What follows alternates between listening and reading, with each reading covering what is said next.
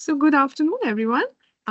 You guys might be expecting architect Abhirami, but I had to step in today because there was a minor emergency. So, let me introduce myself. I am Shreyasi Pal. I'm an associate professor at BMS School of Architecture, Yelahanka, Bengaluru. We are an independent NAC accredited architectural college operating under the aegis of the prestigious BMS Educational Trust. It gives me immense pleasure to welcome you all to the fourth session of the Heritage Insight series, a monthly platform that explores a wide spectrum of topics ranging from regional history, cultural heritage, arts and crafts to their relevance in contemporary architectural practices.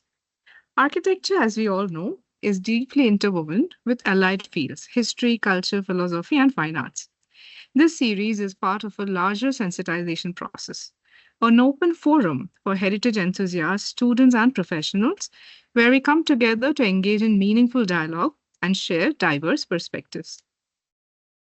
Our goal is to foster a deeper appreciation of India's cultural legacy while encouraging interdisciplinary collaboration across architecture, urbanism, history, the humanities, and the arts.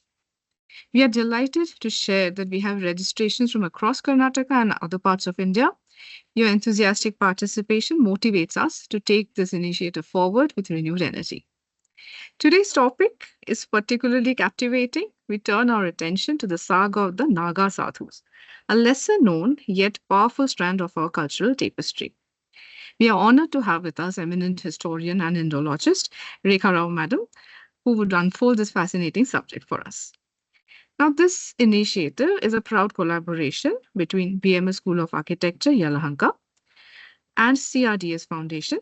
We are privileged to be guided with two visionary leaders under whose encouragement and support this series continues to thrive. Dr. Shaila Mantanur, Director BMSSA. I think she is delayed today due to some work commitments.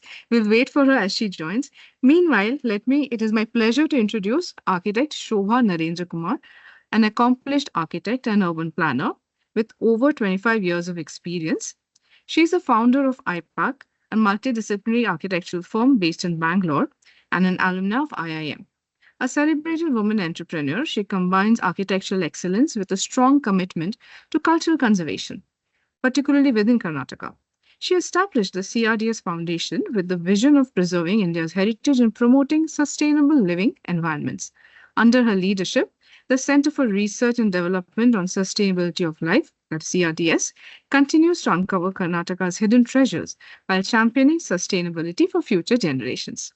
I now invite Architect Shobha to share a few words.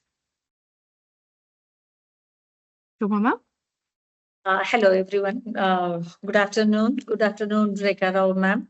We are very pleased to have you here for this enlightening webinar series, and sharing your thoughts on a very interesting subject, actually. So many people have visited Kumbh Mela, and I think it's very much fresh in their minds. And I'm sure they can relate it to what is the lecture about today. So basically, CRDS Foundation is an NGO based in Bangalore, and mainly it is focusing on preservation, protection, and promotion of, four verticals, that is heritage, then environment, rural areas, and environment and heritage. So we have recently we have launched Bhavya Bharti, which is mainly into the exploration of our Indian heritage, tradition, and culture.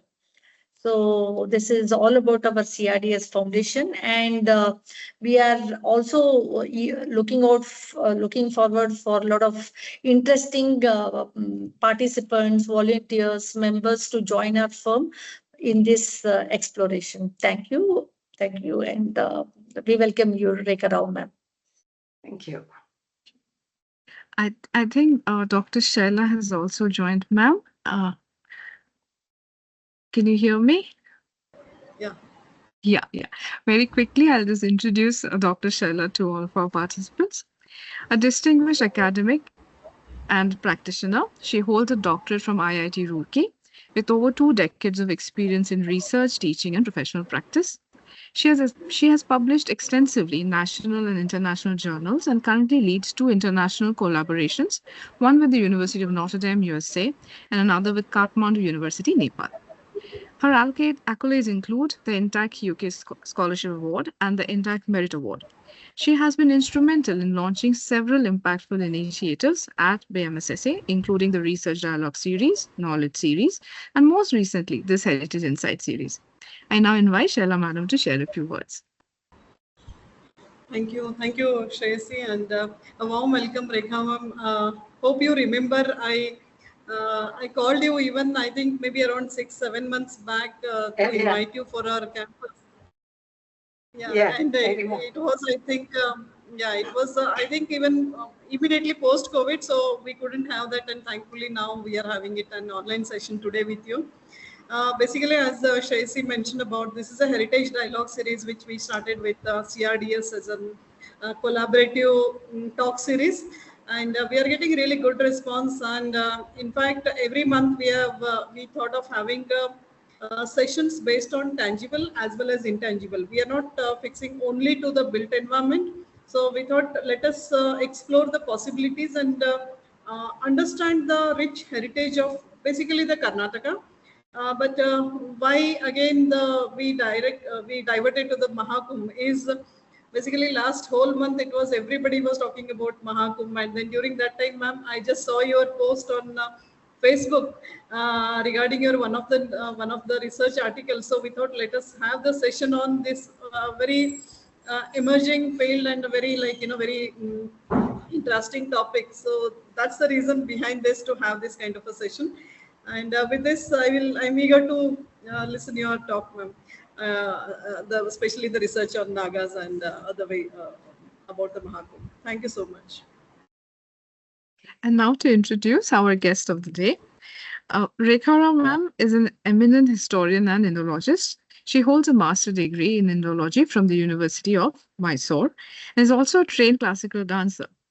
Since 2000, she has pursued independent research in Indology, initially mentored by the late Dr. S.R. Rao, former Deputy Director General of the Archaeological Survey of India. She has continued her research independently since 2010 with strong focus on temple sculptures. Her work spans a diverse range of subjects, including Indus Valley seals, Apsara iconography, and Buddhist architecture, and which has taken her across India and abroad. She is the author of 16 books and numerous scholarly articles published in esteemed international journals and platforms such as Academia and India Facts. Her books are available in print, in e-book formats, on Amazon. It reflects her deep commitment to accessible scholarship. Her lectures have been hosted by institutions such as the National Gallery of Modern Art, Bangalore, Doordarshan Chandana on the occasion of Shivaratri, Dr. C.V. Raman University and the Heritage Society for International Yoga Day, Mythic Society Bangalore, the Center for Indic Studies, Indus University, the Aurobindo Society on Ayurveda and Yoga and Temple Sculptures, the Heritage Society Virasat Talks, and Maulana Abdul Kalam Azad University of Technology and in West Bengal. And her scholarship has also been recognized by the University of Kelaniya in Sri Lanka and at National Seminar on Heritage Tourism and Hospitality Management in Mysuru. We are truly honored to have her with us today. Over to you, ma'am. I will now share your presentation. Can I start now? Yes. Yeah. Namaste, everybody. I thank Dr. Shaila Bantanur and Shobhan Narendra Kumar, PMS School of Architecture, for inviting me to present a talk on the Naga Sadhus for an online webinar on heritage insights. I thank Shreyasi for introducing me to the audience. Today's talk is about Naga Sadhus. I focus on their ancient roots, tracing their traditions back to the early Vedic times through the Rig Veda and Yajurvedic descriptions of Keshins and Ratyas. And I also compare it with the earliest archaeological representation in the Harappan or the Indus Hills. The discussion highlights the striking similarities and remarkable continuity of Naga Sadhu practices over the past 3,500 years. It demonstrates their deep connection to the ancient Vedic traditions, and their enduring role in Indian spiritual life. Coming to an introduction about Naga Sadhus. Naga Sadhus are holy warriors who live simple, isolated lives focused on spiritual growth. They usually stay hidden from public view but appear in large numbers during big religious grand pilgrimage event like Kumbh Mela. Their mandatory participation in the sacred gathering showcases a striking display of spiritual discipline, martial prowess, and rigorous sadhana. Historical texts also document their vibrant public processions, which remain integral to both Shaiva and Vaishnava traditions. I present slide 1 now for the agenda. Slide 1.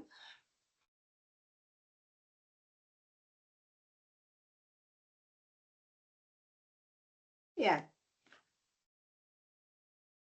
The origins of Naga Sadhus can be traced through 3 distinct phases of literary and historical phases.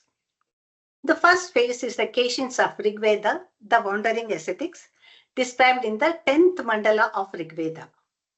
The second phase of these sadhus is the Ratyas of Yajurveda and Atharva Veda as the followers of Shiva Rudra. The third phase is the classification of Naga Sadhus by Adi Shankaracharya in the early medieval period. Then the fourth point will be etymology of Naga Sadhus and their lifestyle. And fifth will be the representation of Naga Sadhus and Aghoris in temples and a comparative account. Each phase signifies an evolution of the concept of wandering ascetics in Indian spiritual history. By the early medieval period of 8th century CE, the traditions of Vedic period ascetics, they were called Keshins and Ratyas, had merged into the distinct identity of Naga Sadhus. This era saw the emergence of organized sects of ascetic warriors who played roles in both spiritual and military defense, particularly during foreign invasions. The Naga Sadhus became prominent figures in Hindu religious practices with their traditions deeply rooted in the Vedic worldview. In the continuity of ascetic tradition, the unbroken lineage from Keshins and Ratyas to Naga Sadhus demonstrates an enduring legacy of wandering ascetics in Indian cultural and spiritual history that has remained remarkably consistent for over 3,500 years. Though their practice became more visible during this period, their roots ran much deeper into the Vedic era. The archaeological evidence in temples are plenty to trace the evolution of Naga Sadhus. I present slide 2 now. Slide 2 for pictures depicting Keshins of the Indus seal who were later depicted as Shivaganas in temples.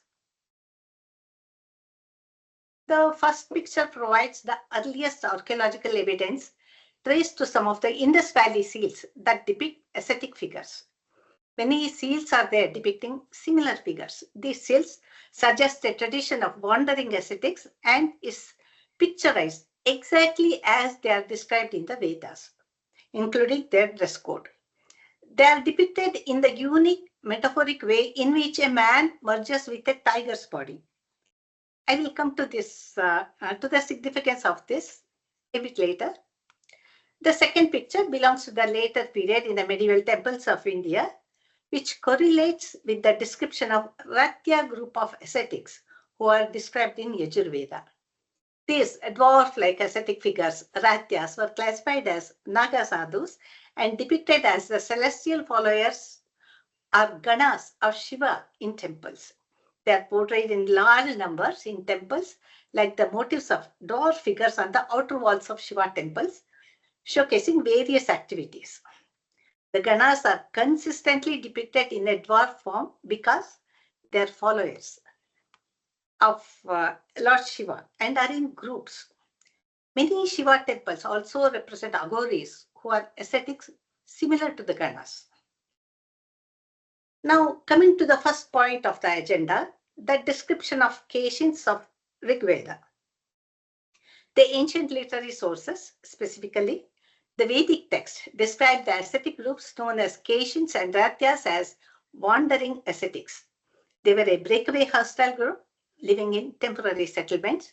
They represent the conceptual and cultural precursors to the contemporary portrayals of Naga Sadhus. Hence, the lifestyle of Keshins, as described in Rigveda, appears to be the predecessors of today's Naga Sadhu. As a proof, now I go through the 7 stanzas of Rigveda, Mandala 10.136, stanzas 1 to 7. Each of the 7 stanzas is quoted in Vedic Sanskrit. The translations by H.H. Wilson and Griffith makes it easier to understand Rigvedic stanza. I give my analysis to compare and explain the similarities in pictures to the Rigvedic stanzas and the current Naga Sadhus. The first stanza provides a literary source of a Rigvedic description of who Keshins are. Why are they called Keshis? Why do they have long matted hair? The meaning of Rigveda stanza is compared with the picture of the present day Naga Sadhus. I go to slide 3 now. The first stanza of 10.136 Mandala quotes Keshagnim Keshi Visham Keshi Bibhaktirodasi Keshi Vishwam Svadrashe Keshi Dam Jyotiruchyate. Keshi means the long matted hair which is radiant like Agni. It is Visham, means it is uneven and rough. It is Rodasi, meaning it fills heaven and earth. Keshi Vishwam refers to its visibility throughout the universe as diffuse light. This light is called the radiant one, Jyoti. Here, the significance of matted hair is an expression to the guiding light of renunciation observed by the ascetics. The long, beautiful matted hair radiates like Agni, appears uneven, coarse, rough, and impenetrable. Sadhus pursue renunciation and the spiritual path which serves as a guiding light, Jyoti, to the universe. Keshis refrain from shaving their hair during their extended austerities, that is, refraining from worldly pleasures of over 14 years, which results in their matted hair. This symbolizes that the spiritual path is a tough and a challenging course, difficult to adopt, akin to the process of growing matted hair. Mastering renunciation takes a long time. Etymologically, Keshin means a lion, is derived from the root word Keshara, which refers to a lion's mane with luxuriant hair. In temples, the Keshins are depicted like dwarf figures with a mane of luxurious and rough hair. We can recall how Lord Shiva was depicted with long matted hair called Jatabhara.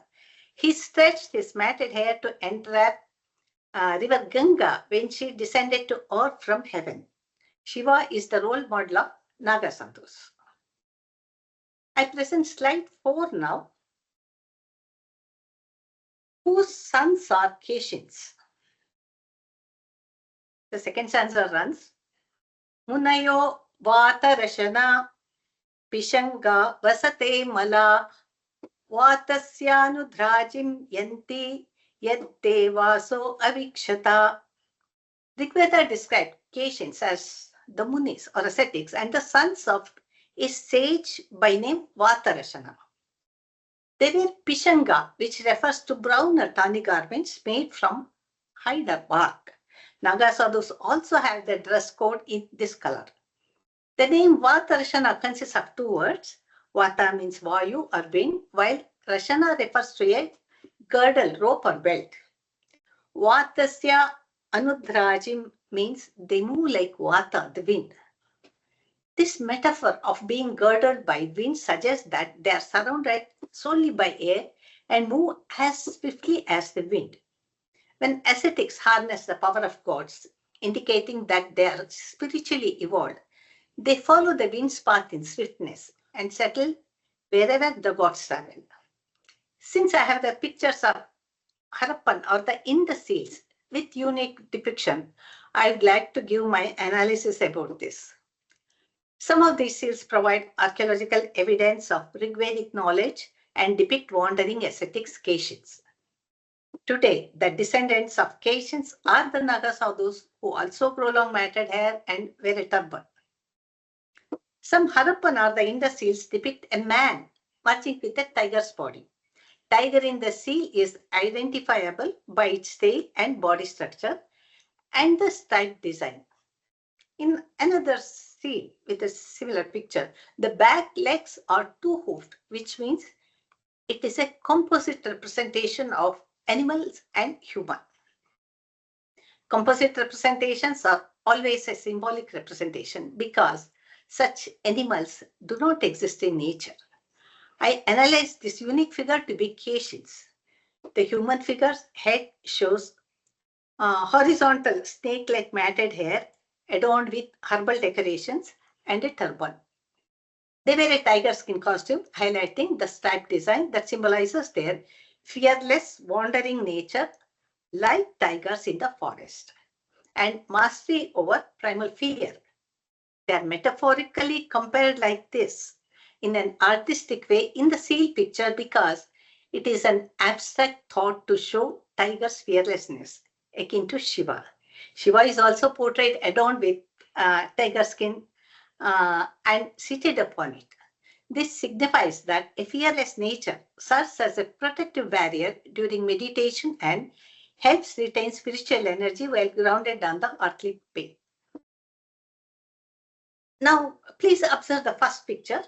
It illustrates the back legs of animal body as two-toed, resembling those of sheep or goats, suggesting these ascetics also move in groups like herds. This we see with Naga Sadhus also. I present slide 5 now. Why are Cations in natural bodies? Naga Sadhus are also bare-bodied, similar to Keshis of Rigveda. The stanza runs, Unmadita Maunayena Vatam Atasthima Vayam Sharired Asmakam Yuyam Mataso Abhipashyata. Unmadita means a state of being out of one's senses, eccentric. It has dual concepts. The ascetics are driven and intoxicated by their strict adherence to the sadhana or austerities of munihood, remaining free from inhibitions. Martaso abhipashyata means Martaso is public. They present themselves as bare-bodied mortal men, intending to identify purely themselves as part of nature.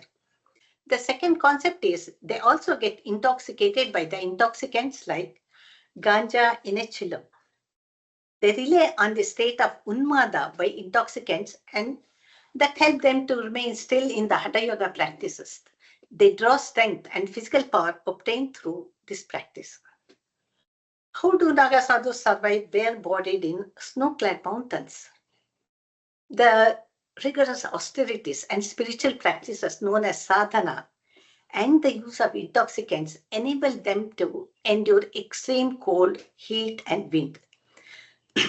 By participating Hatha Yoga and Agni Sadhana meditation, they develop the ability to harness the fire element within their bodies and coexist harmoniously with their external environment, even in mountainous regions. On the spiritual path of renunciation, they are said to be adorned with vatam, that is air, which signifies their Digambara form. I move to slide 6 now, the abode of Cations. The fourth stanza runs like this. Antarikshena patati vishva rupa vachakashat munir devasya saukrityaya sakahita. Antariksha means firmament or sky. They are like Jyoti, illumining all objects. They are friends of deity and Devasya Saukrutyaya Sakahita means they are appointed for pious work by Deva, by gods. Here, a Muni signifies his enlightened status. Antariksha may also refer to the mountain tops where the sadhus lived. Cations, according to Rigveda, are sages who descended from atmosphere, meaning they are semi-divine beings. Although they may appear as mortal ascetics to the world, they are friends of gods and feature in pious or holy work associated with gods. The hymn suggests that by living a life of sanctity, the Munis are endowed with extraordinary power similar to God. As followers of Rudra, who has the epithet of Girishaya and live in the mountains, Naga Sadhus are ascetics residing in the hills and mountains. They developed superhuman qualities through yoga and were able to converse with the divine beings as equals. I present slide 7 now. Why do Keshis ride on horses? The fifth stanza runs, Vatasya ashvo vayo sakato deveshito muni ubhau samudrava ksheti yascha purva utapara. Vata means wind, and the speed of wind is compared to Ashwa, the horse. Keshis, as companions of Devas, are set with the speed of Vayu. It is compared to riding a horse renowned for its speed. The reference to a horse is metaphorical, linking their swiftness to that of horse. During Kumbh Mela, the chief of Naga Sadhus arrives symbolically riding a horse. They inhabit or dwell along the banks of both rivers in the east and beyond, indicating the land away from river banks in the east. I move on to slide 8 now. The fearless nature of Keshins and the movement in dense forest. The next stanza runs like this. Apsarasam Gandharvanam Mruganam Charane Charan Keshi Ketasya Vidvan Sakha Swadur Madintama. This stanza of Rigveda describes about the status of Keshins and their movement. Antariksha is the sky. The evolved Keshins can traverse the path of sky like semi-divines. Semi-divines, that is like Apsaras, the celestial dancers, and Gandharvas, the celestial musicians. They wander in the path of sky according to the Vedic description. They also move on land in the swift gait of animals because they are presented there as mortals. This is what is picturized in the two indices. Gandharvas can change their form at will, transforming into deer or wild beasts. Naga sadhus glide silently like snakes through the dense forest or often travel in groups like deers at night to avoid detection because they are in human form. They are fearless and powerful like tigers. In the first two pictures of the Indus Hills, a hybrid form of man and tiger, they wear a costume of animal skin around the waist. Otherwise, they are bare-bodied and wear beaded chains. This is described in Atharva Veda also. They have snake-like matted hair and some herbal decorations are seen on the heads of the seal picture. The other two colored pictures show Naga sadhus are also with matted hair, wearing tiger skin, Rudraksha, bead mala. They cover their bodies only with vibhuti or bhasma, even in the cold of winter. I go to slide 9 now. Who made the weapons and lance for Keshins?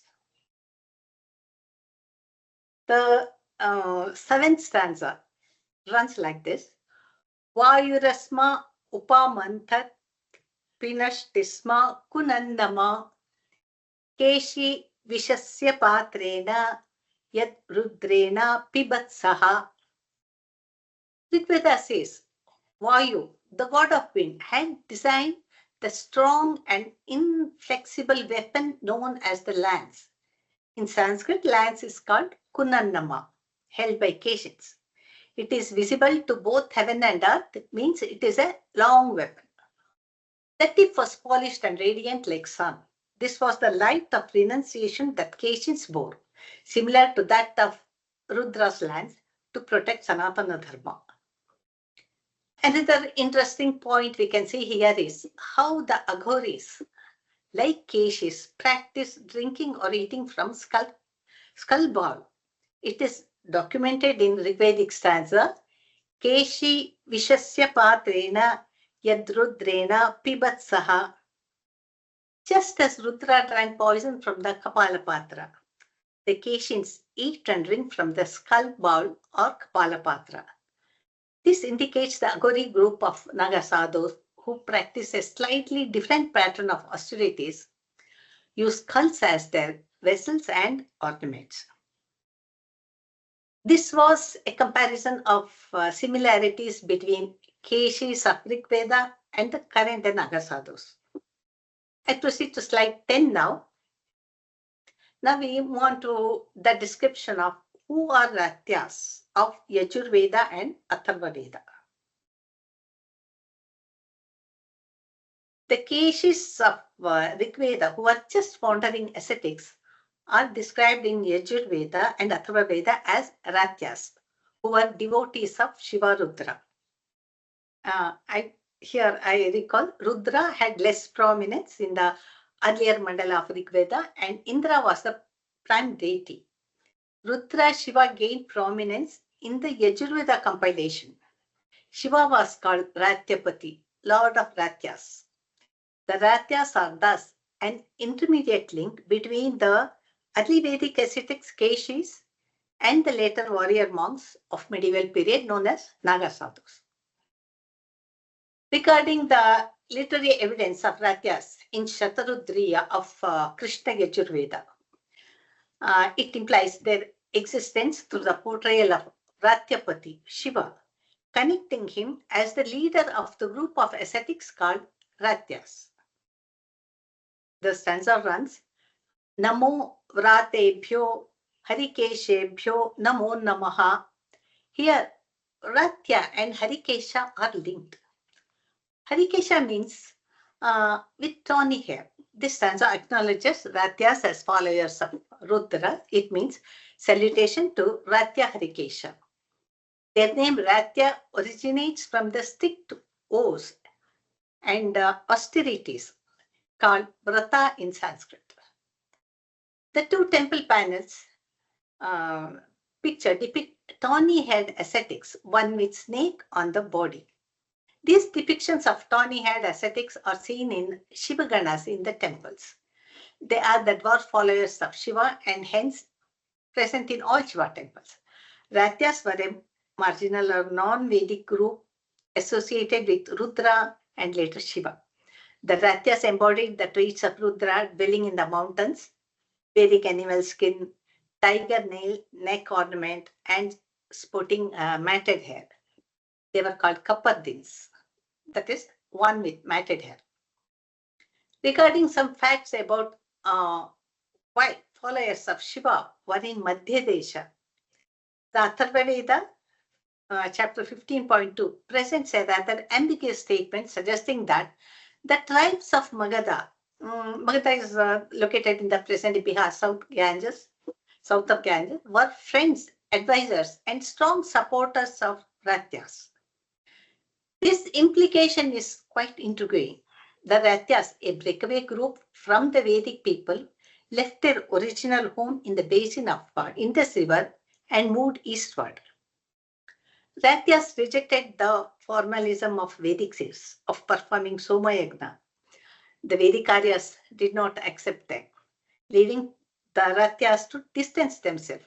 The Ratyas migrated eastward and ultimately settled in the regions of the central Ganga Valley region, encompassing parts of present-day Uttar Pradesh and Bihar.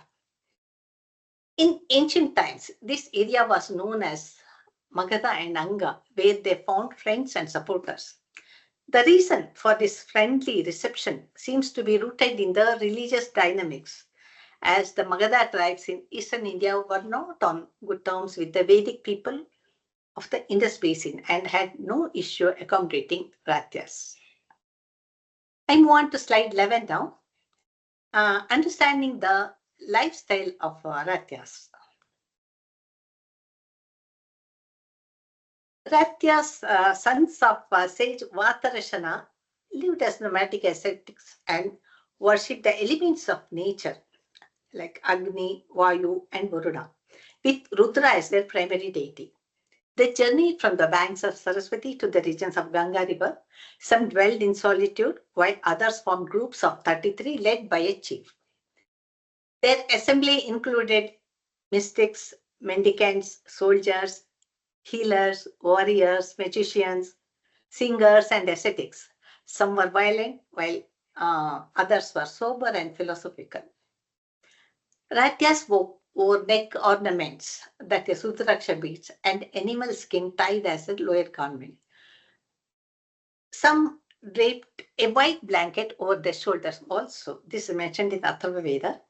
Atharva Veda, book 15, also mentions about the long matted hair, the keshi, adorned with grass and plant buds. Some wore their turbans at an angle. This feature can still be seen in the contemporary Naga Sadhus. They spoke a distinct dialect, Prakrit, and not the refined Vedic Sanskrit like Aryas. They used rickety carts. They are called Vipatha carts, similar to the reminiscent of Indus figurines of the toy carts. In my analysis, there are two types of cart figurines among the Harappan artifacts. The strong one used by Aryas and the rickety one used by the Keshi tribes. Ratyas were neither involved in agriculture nor trade. They were expert singers and pioneers of pranayama, that is breath control, influencing the chanting of Samaveda and contributing to early yogic traditions. This group was religiously divergent and did not observe Vedic yajnas. They consumed soma directly without offering it to Indra. This is indicated in one of the seals where a soma twig is shown on their head. In the Mahabharata and Vishnu Purana, Ratyas, the term Ratya refers to a man who has lost his caste due to his failure to perform purificatory rites associated with the sacred thread, that is Upanayana. They always preferred to be in a state of ecstasy and did not wear a girdle around the waist or yajnopavita like a Dvija or a Brahmin class, thus positioning themselves as an inferior tribe and outcast. I go to slide 12 now. Ratyas in the Harappan seal depicting proselytization.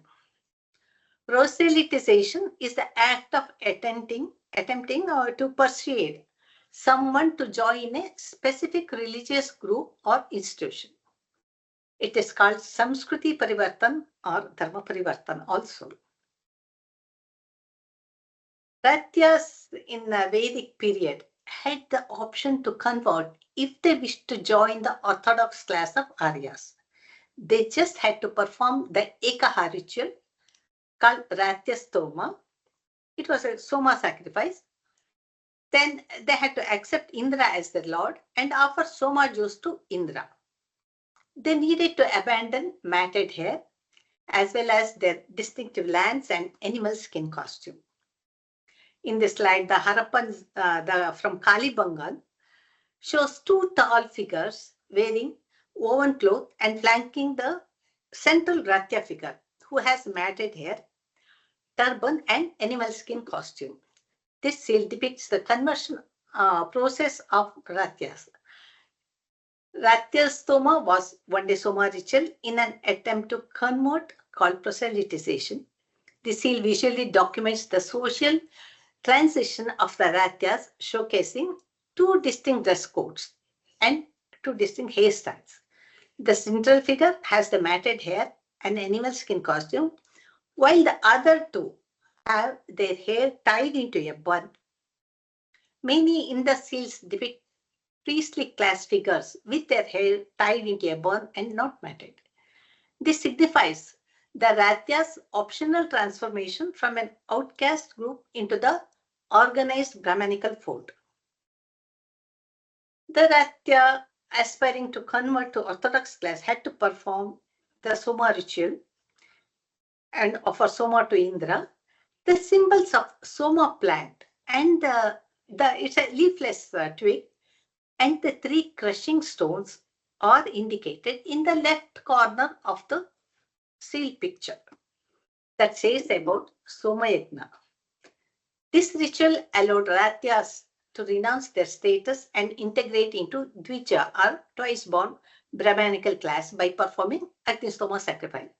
After conversion, they abandoned animal skin attire for woven garments, dyed their hair, wore Yagnopavita, and became eligible for Orthodox Brahmanical learning. This was purely an optional choice. However, we can clearly see in the picture the long lance, Kunannama, as I mentioned in the Rigvedic stanza, Kunannama, that is the lance the Ratyas held in their hand, is being taken away by the Dvija class. I move on to slide 13 now. The significance of the term Naga in Naga Sadhus. After the topics of Keshins and Ratyas, now we want to understand the significance of the term Naga in Naga Sadhus. The term Naga has three meanings like the serpent, the naked, and the mountain. The first picture depicts a panel of Shivagana, a follower of Shiva, adorned with serpents as seen in a temple. The other two are the pictures of Naga Sadhus of Kumbh Mela with snakes on their bodies. Describing etymological point 1, the term Naga refers to a serpent, a connection to divine serpent symbolism. Their ascetic renunciation without clothes and nakedness symbolize the shedding of ego and attachment to worldly possessions. They shed the ego, covering much like a snake sheds its skin. In yogic tradition, the serpent possesses an extraordinary sense of perception and the ability to remain still. In their yogic practice, sadhus hold Hatha Yoga asana for longer periods and remain motionless in pursuit of exploration of mysticism. They inhabit forests, have profound devotion to Shiva and imitate Shiva by adorning themselves with snakes. The long matted hair is also a metaphoric association to the long body of serpents. The second meaning, Naga, is the root word for Nagna, which means naked. The practice of Naga sadhus being naked at Digambara symbolizes renunciation, linking it to the Vedic ideals of asceticism and sannyasa. They do not possess material things and clothes. Clothes are the basic social needs to protect themselves, which they renounce, and strive for spiritual liberation, that is moksha. As a symbolic gesture, they cover their bodies only with bhasma or ash, which serve as a reminder of the body's impermanence and purifies the mind for deeper meditation. Naga sadhus spend over 12 years in the Himalayas, enduring harsh weather and difficult living conditions to undergo initiation. They connect with nature, living in hills, forests, to escape the material world. I move on to slide 14 now. For the third meaning of the term Naga, Naga also means a mountain in Sanskrit. Like Rudra Shiva, who has the epithet of Girishaya, living in mountains, these ascetics live in hills and mountains, possessing spiritual powers. Now, understanding the classification of Naga sadhus of 8th century CE, the term Naga sadhu was believed to have been formally organized around 8th century CE by the philosopher Saint Adi Shankaracharya.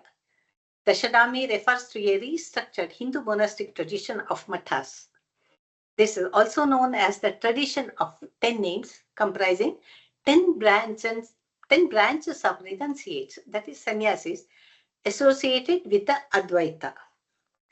Naga sadhus within this functioned as militant ascetics to protect dharma, that is Hindu spiritual teachings.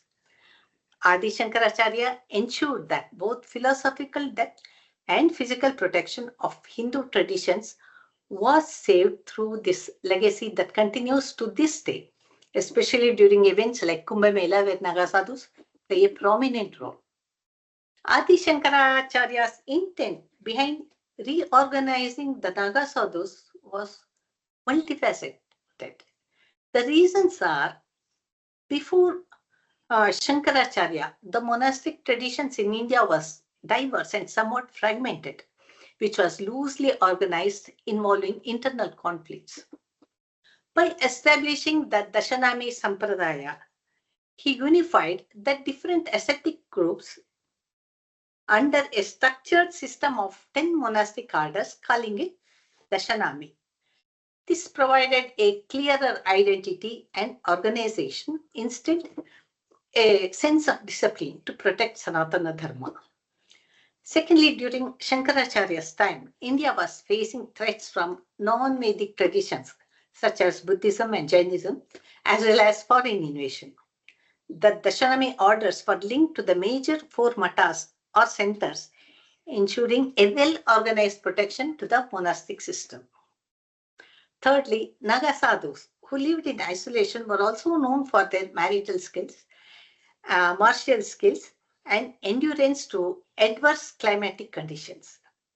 The strategic move in organizing them as warrior ascetics was to ensure that Hindu Dharma had a strong self-sustaining force capable of resisting external threats. The Naga Sadhu Akharas became centers to train the upcoming sadhus in both spiritual knowledge and martial skills of using traditional security weapons such as trident, spear, axes, swords, bows, and arrows that ensured protection to Hindu traditions.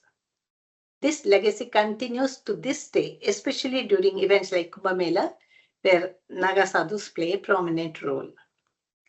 Naga Sadhus follow total detachment from their past life. They follow brahmacharya, a strict physical discipline and yogic techniques to sublimate their sexual energy. Linga Chedana, that is self-castration, is not part of mainstream Naga Sadhu tradition for achieving brahmacharya or celibacy. Their discipline is based on rigorous mental control, yogic practice, and extreme austerities rather than physical alteration. Their celibacy results from the intense sadhana, that is spiritual practice, and is not attained through bodily harm. I present slide 15 now. Why do Naga sadhus involve with intoxicants? Not all Naga sadhus consume intoxicants, and this varies according to the guru's lineage and personal discipline. They use intoxicants like cannabis, bhang, charas, ganja, primarily as part of their ascetic practices. Their motives are deeply rooted in spiritual, ritualistic, and cultural traditions rather than simply for recreation. Consuming bhang or charas aids in deep meditation by reducing distractions and bodily discomfort and enabling them to withstand harsh climates and serving as a means to numb physical pain. Atharva Veda describes cannabis as a medicinal herb, and Shaivite tradition incorporate it to attain Shaivite status of consciousness. I present slide 60 now, exploring Naga Sadhu's representation in temple iconography. All Shiva temples feature statues of Shiva Ganas, the divine attendants of and loyal companions and followers of Lord Shiva. The question arises, are Naga Sadhus the precursors to Shivagana representation in the later medieval temples? The answer can be partially true. While Shivaganas and Naga Sadhus share similarities, there are some differences. The difference is mythological versus historical. Ganas are depicted in temples as celestial beings. Shivaganas in temples are divine spirits that embody Shiva's wild and transformative energy, While Naga sadhus are real-world ascetics, their human counterparts who seek to live by Shaiva principles. Naga sadhus belong to monastic order akharas, whereas ganas in temples are supernatural attendants. However, Naga sadhus are also seen as embodying aspects of ganas in human form. I move on to slide 17, the last slide, to know about aghoris and how they differ from Naga sadhus. In the recent Kumbh Mela, we could see many Naga sadhus and aghoris actively participating in the event.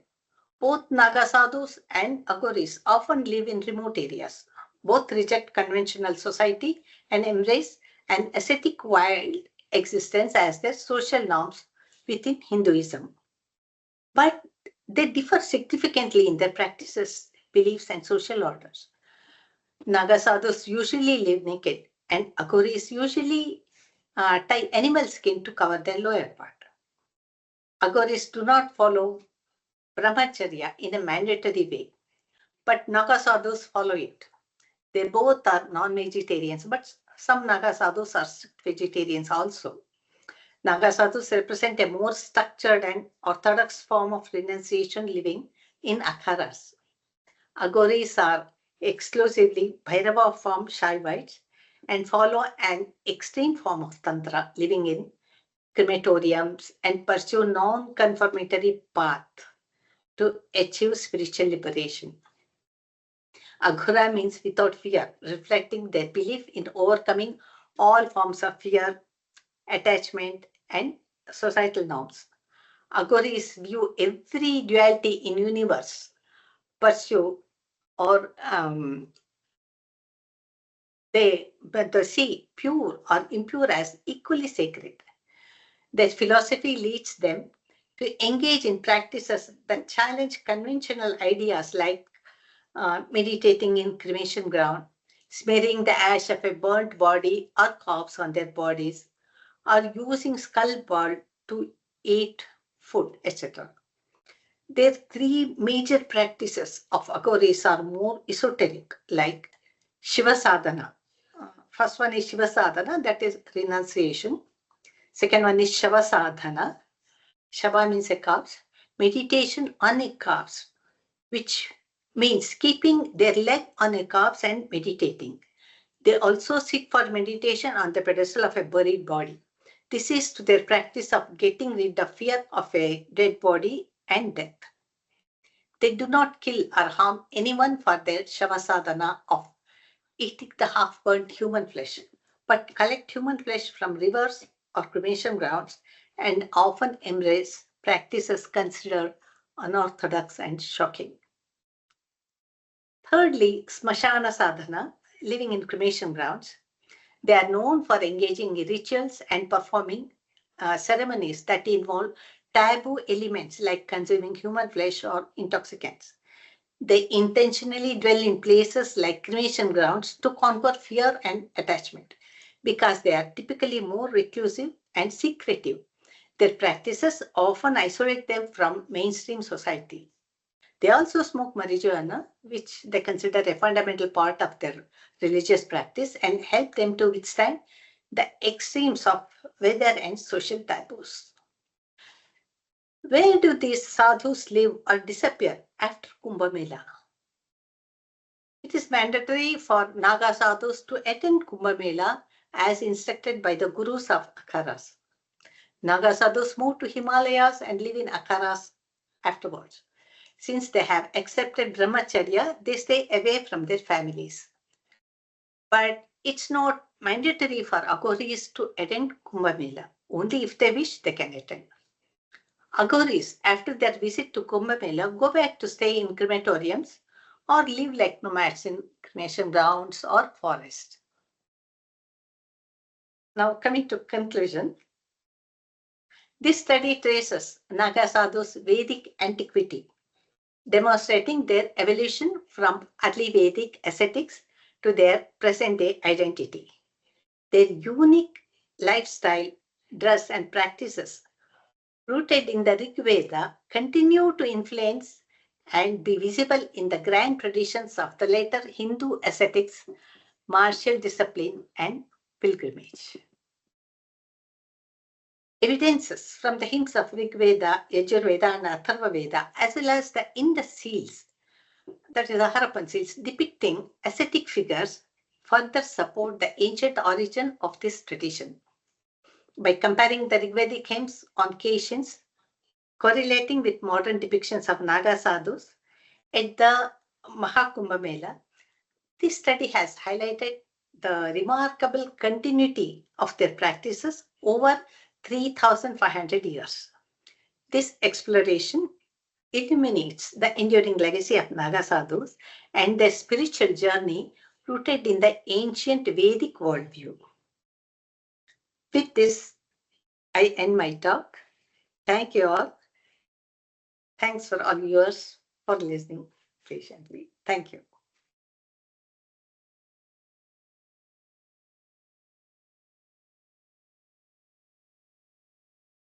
Thank you, ma'am, for wonderful presentation. Yeah, we can ask questions, but please, we can ask questions one by one, or if you want, you can type questions in the chat box, and I'll read out the questions in order. Yes, we have one question from one second. Surya Sarthi Roy. You can unmute yourself and ask the questions, please. Namaste, Rekha ma'am. Wonderful to hear to the legacy that we have been seeing during the Maha kumbh. So just coming to my quick question, you mentioned smearing of ashes, and during my Maha kumbh visit, I found, the smearing of ashes both by the Aghoris as well as the Naga Sadhus. Now, if we take it as a distinguishing factor, how do we use that from a common man's parlance for a sansaric individual? How does one distinguish by looking at that kind of feature that, okay, this person is an Agori and this sadhu is a Naga sadhu? If you can just help me understand that. The practices, the sadhana practiced by Naga sadhus are not very much tantric. Aghoris practice very tantric version of practices. Okay. Like they stay in crematoriums or involving with dead bodies, sitting on a dead body and performing meditation. These practices are not common with Naga sadhus. Naga sadhus are more into like Kundalini, like awakening Kundalini. They try to for that in a spiritual way. So this is the fundamental difference between these two groups. Both are that come under ascetic group of Hinduism. But there are slight practices. One follows the tantric method, the other one doesn't follow tantric methods. And these people also, they know the Aghoris want to prove nothing is pure or impure. They even eat human flesh or half-burnt flesh, so that it is just a food. And Shiva is present even in every atom of body, whether it is bhasma or half-burnt. So that's how they view. It may not be so with Naga sadhus. Understood, ma'am. Understood. Thank you. Okay. Yeah. Then we have the next question from Smita Mukherjee, madam. You unmute yourself and ask the question, please. Thank you, Dr. Rekha, for the wonderful presentation and the enlightening points that you brought out, the entire travel of the Naga Sadhus, the journey of the Naga Sadhus, so to say, from the Rigvedic times. However, in this entire period, today, as we see today, there are definite bifurcations, as in spite of their origins lying entirely in the Shaiva belief, if I may classify that as a belief. At present, we find that there are two main bifurcations. One is the Vaishnava and the other is the Shaiva. In fact, in the later medieval period, there were a lot of conflicts and bloody conflicts, which is documented in the local lore as well as in the form of a lot of poems and all that also. And there were a lot of breakaway groups also, like the Dadu Panthis, etc., who also loosely follow these sannyasic ascetic traditions. However, we find that these two breakaways were there, and in spite of them being adherents primarily to the Advaita tradition, fact remains that there were a lot of these battles among the Vaishnavas and Shaivas. So, what is the origin of this, and how does it stand at present? There was an attempt to even disarm the Vaishnava sadhus by the rulers of Jaipur, for instance, who were the heads of the Gaddi, for instance. So, along these lines, if you could elaborate a little bit. Thank you. The Vaishnava and Shaiva, the difference, the conflicts is present right from the Vedic period, where, in the earlier mandalas, Rudra was not prominent, deity Indra was, and then Rudra gains prominence, then Vishnu comes into picture. From there starts the conflict between Vaishnava and Shaiva, each claiming which deity is superior. This is followed in all traditions. Even in Naga Sadhus, there are Vaishnavite followers, there are Shaivite followers too. But mostly, majority is Shaivite followers. And I haven't studied much about, I will make a note of this and study how Vaishnava sadhus are into the picture. And I studied only mostly about Shaivite traditions that they followed, the costume, the dress code, whatever it is, because we don't see much of these ganas in Vaishnavite temples. Only Shiva ganas are presented, like it represents the hundreds of followers in Shiva temples. Vaishnava temples do not give other than one or two major followers of Vaishnava traditions. So I will try to, and I'll get back to you. I will try to know Vaishnava, were Naga sadhus in Vaishnava, there are, but how are they represented in temples? How are they now? I will make a note of this and I'll get back to you. Do we have a Ma'am, can I follow-up just from you? put a short follow-up this thing? As a matter of fact, I have read that in the ancient temples, and I'm talking about before even the stone temples came, a lot of the terracotta temples towards the east, towards Bihar and Bengal, there are, as a matter of fact, representations of not exactly Naga sadhus, but aghoris and the matrikas inside Vaishnava temples. There are Shila lakes which come from roughly the early medieval period. I'm talking about the 8th and 9th century, which actually do depict tantric traditions within the Vaishnava temples and these fiercer forms of following. So the Vaishnava trend, which came along with the Bhakti movement, where Bhagavad became the main basis of this thing, the moving away of the Vaishnava tradition from the more fiercer and the stronger form of ascetic following appears to have happened from there, and therefrom also come all the do's and don'ts and the change in habits into purer vegetarian, for instance, vegetarianism, all that. It appears to have come in that period. But I would like to know from you, from a very, scholarly and academic point of view. Thank you, ma'am. Sure. I'll work on this and get back to you.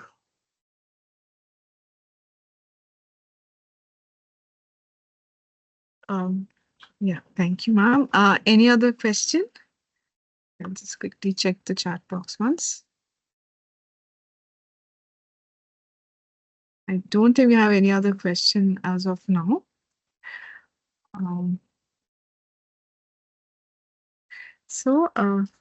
Thank you, ma'am.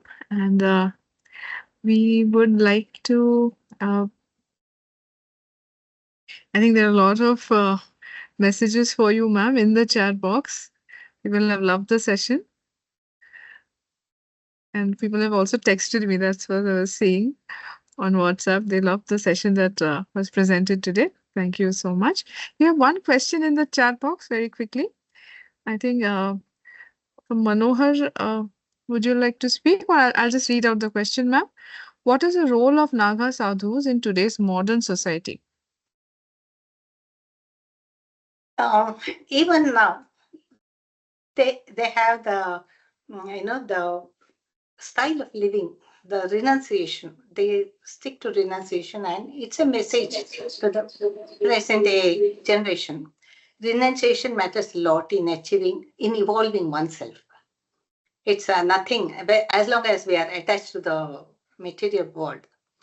The evolving phase is, in spiritually is not less. So, this is the message the Naga Sadhus give: the love for country, love for their dharma, protection the Sanatana dharma, and protecting Hinduism. That is the message they convey, Naga Sadhus, and we can know from them the moment how unified they are, and the terrible patriotism they have for this, for saving Hinduism, Sanatana Dharma.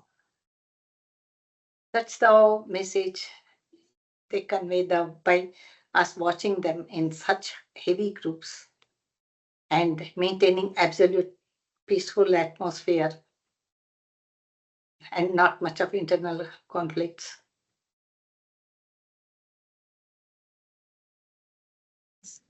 I think we have another question from Shrikant KS. Would you like to ask the question yourself, sir, or should I read out?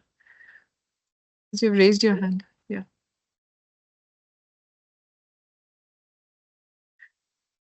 I'll just read out the question. Can there be an Abhimanyu or Ekalavya for Naga sadhus as a possibility? Yeah, we see several politicians, one or two like Yogi and our prime minister, they are all struggling to say Hinduism protects Sanatana Dharma. They are like Abhimanyu and Ekalavya protecting, giving all support to save Hinduism. That's all I feel.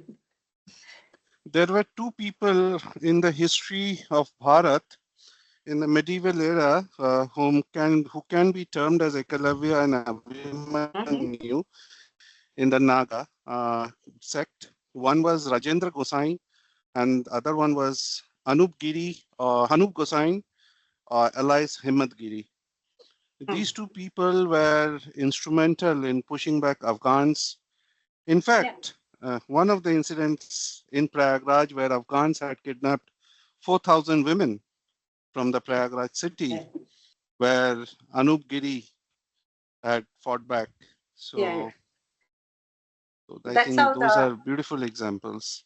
Yeah, the martial training, the practices given to use weapons and their unified force. Yes. That really saved from the foreign invasion. Main door वो glass का है किसका है? Yeah. What I didn't get. No, I think someone was unmuted. Okay. Yeah. Shella, ma'am? Yeah, ma'am, sorry, I was just on and off kind of a thing, but in fact, I didn't wanted to miss this presentation at all, but I went for one function to attend as a guest. But I have one question. Have you also studied about these settlement patterns, or the kind of a population? Is it increasing or is it decreasing, or what will be after 50 years, like what kind of a people we can see under this kind of a thing, like especially with the Naga sadhus? I want to check, because during Kumbh Mela only we tend to see them. It's very surprising to know, like our social media and all that, they cover entire, everywhere they cover, even the news and all that, but after this Kumbh Mela and all that, we never see any news in any of these thing.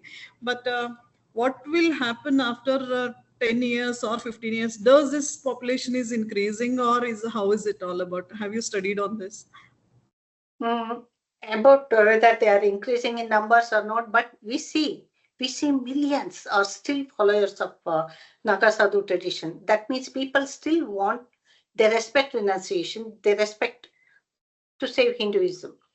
So even many foreigners are getting involved into this kind of because they are tired of material world, the artificiality in the modern world, and they want to identify themselves with nature. That is possible only in this Naga Sadhu tradition. Okay. Rest all are in a way it's more a bit artificial with so much of um, family problems or associated with that. So getting out of everything is they understand themselves what we are and identify with nature. This will continue because it has survived for 3,500 years. It will continue for many, many more years, definitely. Because I saw many young boys and children taking part in Kumbh Mela. That means many are, trying to practice this tradition. So it will continue. If it could survive for 3,500 years, it will continue, definitely. Anybody has done any research on this to identify these settlements and how exactly how do they live and all that, ma'am? Like mapping of those settlements in India? Ma'am, After Dr. Kumbh Mela. Yes. Dr. Shela, Yeah.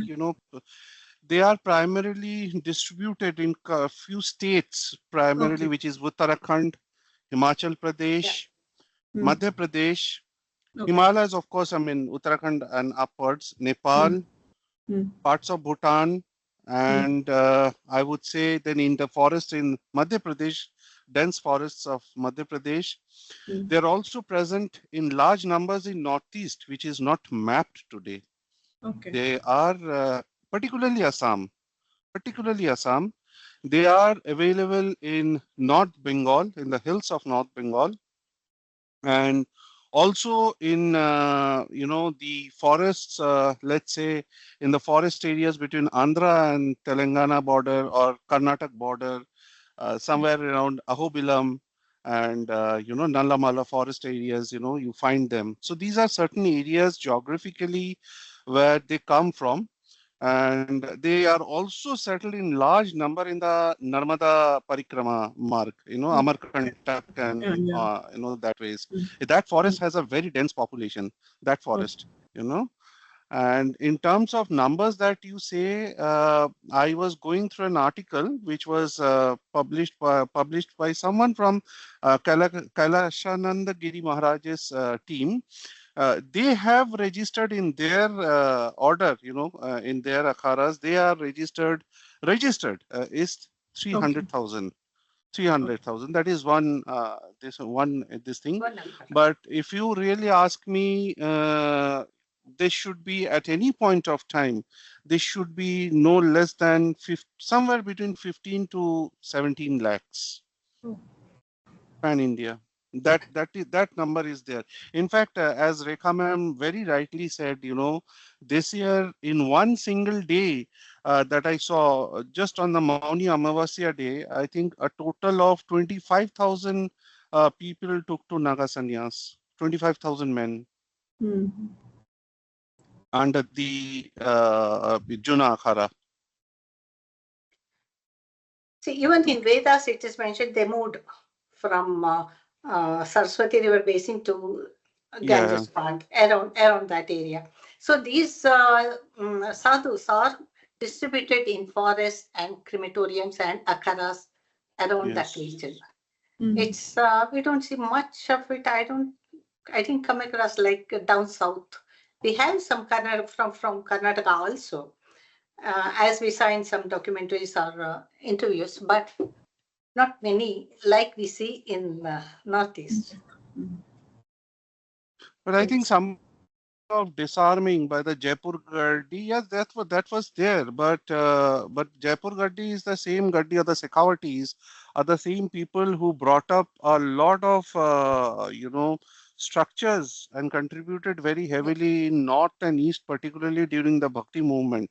Particularly Man Singh, Bhagwan Singh, or Savai Man Singh, or even Mirza Raza Jai Singh. So disarming, and with respect to Bengal and Bihar, so that is something which has been there for a long time, and for that matter, Pragjyotisha also. because these were the hotbeds of tantric kapaliks, to be more specific, kapaliks, okay? And we see reflection of those in the literary texts like, Anandamat, or, other, some other literary works by Rishi Bankim Chandra Chatterjee. And before the Bhakti movement, the tantric aspect was so strong, particularly in Bengal and Bihar, or even in Odisha. But with the emergence of Sri Chaitanya Mahaprabhu and followed by the Gauriya Vaishnavism, which took a very big, large scale, it actually brought down the I would say the frequency and the aggression of the Kapaliks, the Tantrics. In fact, Adi Sankara was also attacked by the Buddhist Tantrics, the Vajrayana sect. He almost lost his life. So there is a lot to be studied in that, and and there are lots to speak about. But I think today is probably not the right forum. And in fact, this discussion is like, giving us a lot of future topics, like I could see a lot of people who are interested because, sir, in fact, through your answer, I could sense that you are also more into this kind of area. Definitely, if I anyone have wants sent to- you, I have sent you people an email, ma'am. Okay. Just have a look at it. Shreyashi, Yeah. ma'am, I have addressed it to you. Can Yeah. have a look, and we can again discuss on the same topics. And Yeah. Yeah. I'm sincerely thankful to Rekha ma'am in particular today. I'm so happy.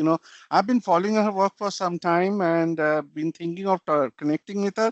But when she discussed and posted about this session in Facebook, I immediately sprung up and said that, okay, this is the time that I should get connected. And I sincerely thank Rekha ma'am for sharing this. Otherwise, we would not have come to know. This is a topic which is amazing, and there are lots of other things to. I mean, vast area. This is basically an atha sagar hai. Atha sagar hai. तो एक दिन में तो खत्म हो ही नहीं सकता, 2 घंटे में तो बिल्कुल ही नहीं हो सकता. Sir, in fact, we from the architecture school, we get lot of curiosity, like to understand how they stay, like if at all tomorrow, if we want to say to understand how is their lifestyle, what kind of a settlement, what kind of a houses they build. So a lot of things we don't have any answer at all. So we thought, let's have to understand who are these people, and how do they travel, why do they travel. Interestingly, Shaila ma'am and Rekha ma'am, some of these interestingly, their dwelling have been documented in 16th to 17th century travelers and they were very well made house. This akhadas were very well made. As a matter of fact, they were not loose camps at all. They have been documented, and you find mention yeah, in absolutely right. Ayodhya in the book by Dr. I forget his name, but the book Ayodhya, you find mentions of these travelers, and there, of course, there makes references to older travelogues. So they've lived in their aqueduct system, etc. They were very sophisticated, as a matter of fact. In fact, they had a high concentration in Kurukshetra also. Kurukshetra, Karnal, Haryana belt basically. And one of the gurus of Sri Ramakrishna, Totapuri, came from this region. So that is one thing. And interestingly, what we today don't know, and probably we need to again research and examine more, is many of these sects or cults, whatever we say, are interconnected as well. Let's say, for example, the Pashupati cult or the Pashupat cult, has a very good resemblance in terms of their practices to the Aghoris, as Rekha ma'am rightly pointed out. She pointed out the flesh eating and flesh cutting. I mean, I'll give you one anecdote from history. Maharaj Harshavardhan, right? Maha kumbh is very closely associated with him. Harshavardhan's father, Rajavardhan, the ruler of the Pushyavati dynasty in Thaneshwar, when he was not keeping well or on his deathbed, they were followers of Pashupat cult, and their Ishta Devata was Sthaneshwar Mahadev. Sthanu says Sthaneshwar. And they were offering flesh, the relatives, the family members, they were offering flesh to Sthanu Dev or to Sthaneshwar Mahadev in order to save Maharaj Rajavardhan. So that is the kind of resemblance the cults have amongst themselves. Or a similar way in the Vaishnav pantheon also, it is a similar situation. If we look at the Bhagwat cult, where the three triads are worshipped, and it is the same in Jagannath Puri today. The three triads are worshipped there. So lots of discussion. I'm sorry if I've been I just burst in. So please forgive me if I have done that. No. Yeah, No, yes, in fact, Bhairava has mentioned about the Aghori cult in one of his books. I think it is Sartha, where he mentions how the Naga Sadhu was trying to eat dog's flesh. It's to get out of demands. You need something to eat. It is nothing is good, nothing is bad.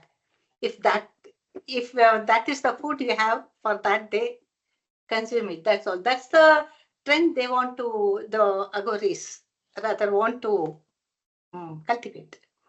Nothing is pure, nothing is impure. Right. Any other questions or comments? But I focus only on the Vedic, antiquity of these people. I had read something about how they are, where they are settled, how do they move, but my focus was more on tracing them. And I wanted to make sure that they are just not from 8th century onwards. It was from Rigvedic period. Yes, ma'am. It has been an eye-opener, ma'am. It's an eye-opener.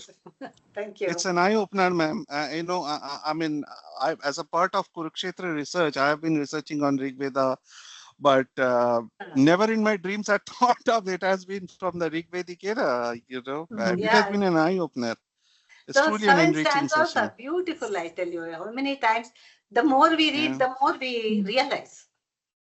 Yeah, of course, when we discuss about the Pashupat cult, there are clear marks, there are clear indications that it is flowing from the Rigvedic era, the Pashupat cult, and of course being in that same region.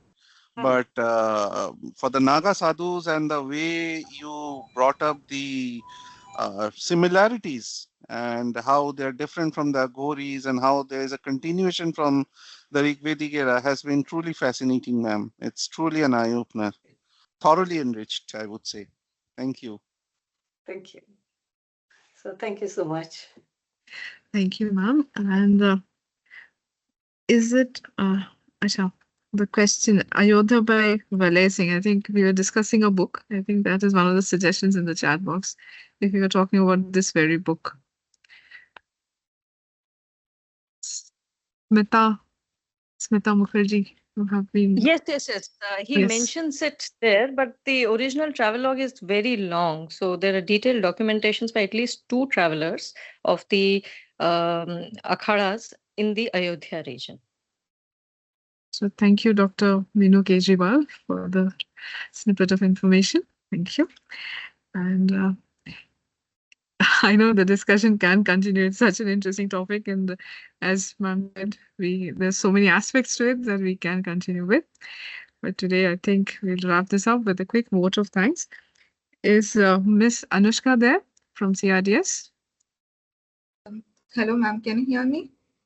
Yes. We can see you and hear you. Yeah. On behalf of CRDS Foundation, I would like to thank everyone who made this event possible and a success. And we extend our gratitude towards Ms. Rekha Rao for such an enlightening session, and all the organizers and participants for their valuable time and efforts. Thank you once again all. Thank you, Anushka. Thank you, everyone. Thank you for joining us. Thank you, ma'am, for the session.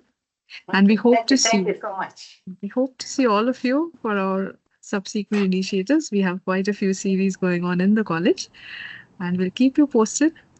Please encourage us by joining us for these sessions. Thank you so much. Thank you, ma'am. Thank you.